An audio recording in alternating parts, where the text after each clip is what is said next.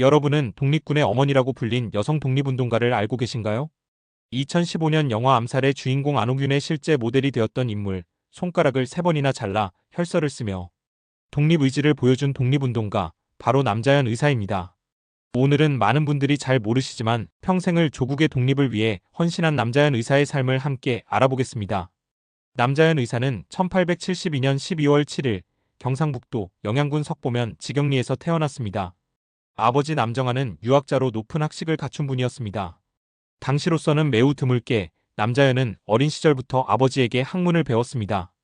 7세에 한글과 한문을 터득했고 12세에는 소학과 대학을 읽었으며 14세에는 사설을 모두 독파하고 시를 지을 정도로 총명했다고 합니다. 여성이 교육받기 힘들었던 시대의 이례적인 일이었습니다. 1891년 19세의 나이로 남자연은 안동 출신 김영주와 결혼합니다. 하지만 평온한 신혼생활은 오래가지 못했습니다. 1895년 일제가 명성황후를 시해하는 만행을 저지릅니다. 이에 분노한 의병들이 전국 각지에서 일어났고 남편 김영주도 을미이병에 참여했습니다. 남편은 의병으로 떠나며 남자연에게 이렇게 말했다고 합니다. 나라가 망해가고 있는데 어찌 집에 홀로 있을 수 있겠소? 죽으면 지하에서 다시 봅시다. 남자연은 비록 직접 전투에 참여할 수는 없었지만 뒤에서 의병들을 지원하며 연락책 역할을 했습니다. 그러나 1896년 7월 11일 청송진보면 전투에서 남편 김영주가 전사했다는 소식이 전해집니다. 남자연의 나이 겨우 24세, 그것도 임신 중이었습니다.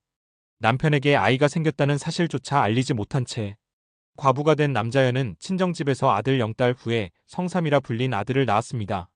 남편을 잃은 후 남자연은 홀시어머니를 모시고 어려운 생활을 이어갔습니다. 길쌈을 하고 농사를 지으며 생계를 유지했지만 시부모 봉양에는 급진했다고 합니다. 그 효심이 인정되어 효부 표창을 받기도 했습니다. 그렇게 20여 년의 세월이 흘렀습니다. 아들은 성장했고 시부모님은 세상을 떠나셨습니다.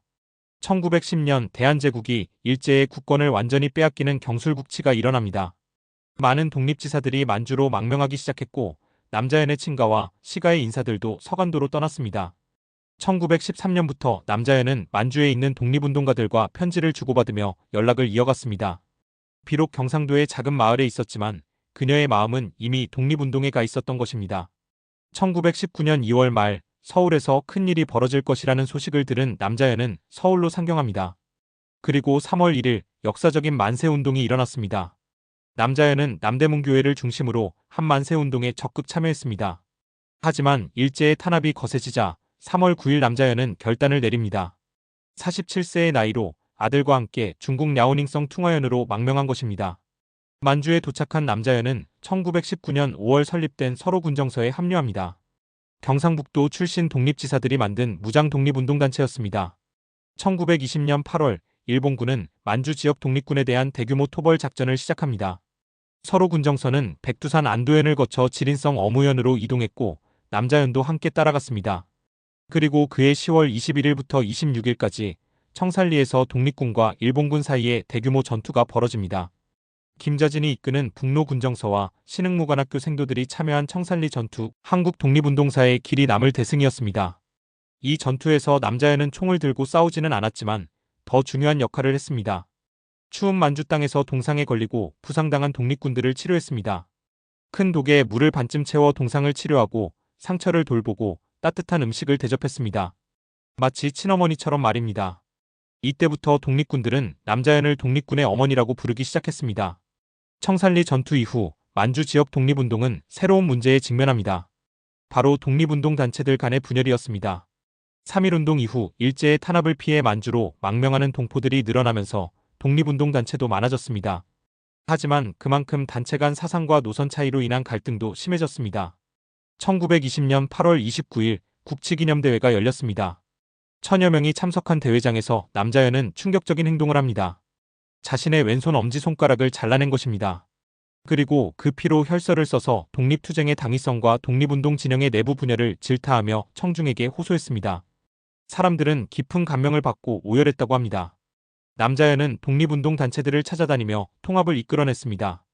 중국 땅까지 와서 독립운동을 하면서 서로 싸우는 것이 너무 안타까웠던 것입니다. 이러한 분열을 막기 위해 남자연은 생애 동안 총 3차례나 손가락을 잘라 혈서를 썼습니다. 조국이 식민지가 되었음을 잊지 않겠다는 의지, 민족끼리 싸우지 말자는 호소, 독립을 원하는 간절함을 담았다고 전해집니다. 남자연은 무장투쟁만이 독립의 길이 아니라는 것을 알고 있었습니다. 1921년 그녀는 앵목현, 화전, 반석 등지에 20개가 넘는 여성 교육기관을 세웠습니다. 또한 북만주 12곳에 교회를 세웠습니다. 남자연은 독립정신의 중요성을 가르쳤고 독립정신을 굳건히 하는 데에 믿음이 가장 중요하다고 생각했습니다.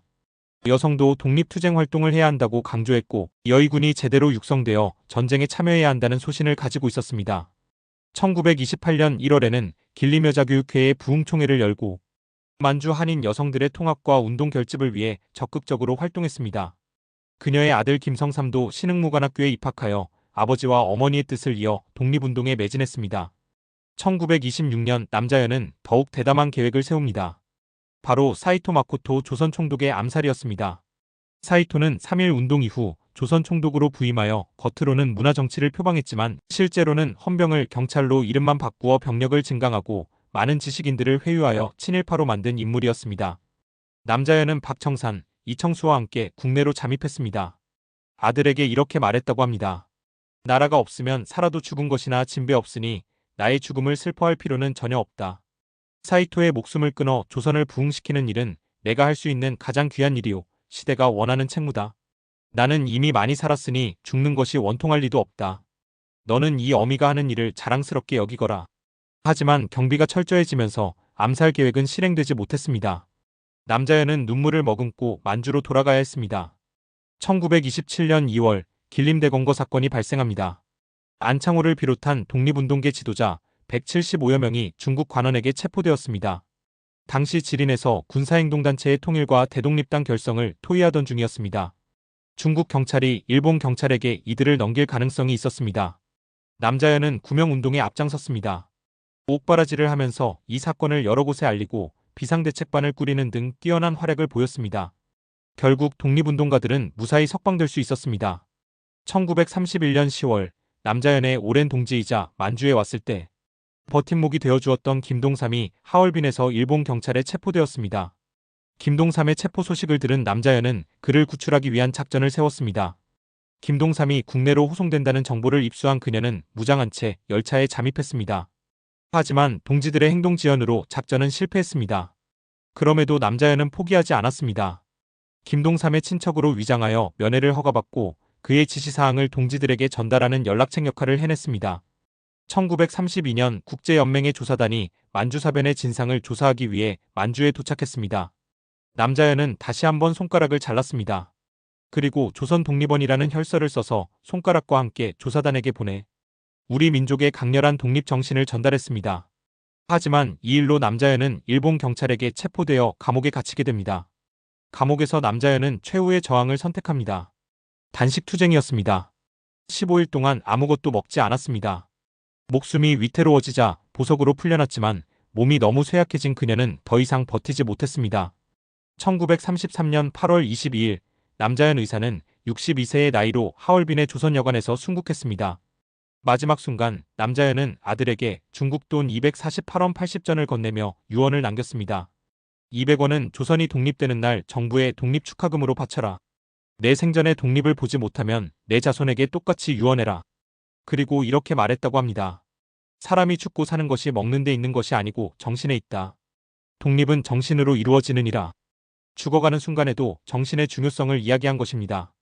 남자연 의사가 순국한 후 일제는 그녀의 장례식을 통해 조선인들이 결집하는 것을 두려워했습니다. 아들이 부고장을 인쇄하여 돌리자 일제는 그것마저 압수했습니다. 하지만 하얼빈의 동포들과 중국인 지사들은 남자연을 독립군의 어머니라 부르며 존경했고 하얼빈 난강 외국인 묘지에 안장하여 추모했습니다.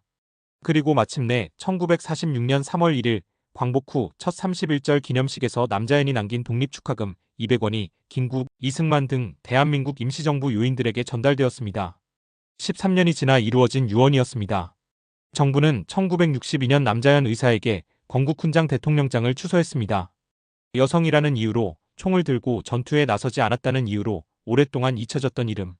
하지만 독립군들을 어머니처럼 돌보고 교육으로 독립정신을 키우고 손가락을 잘라가며 민족의 단결을 호소했던 남자연 의사. 우리는 이 이름을 기억해야 합니다. 독립군의 어머니 남자연 의사를 기억해주세요. 시청해주셔서 감사합니다.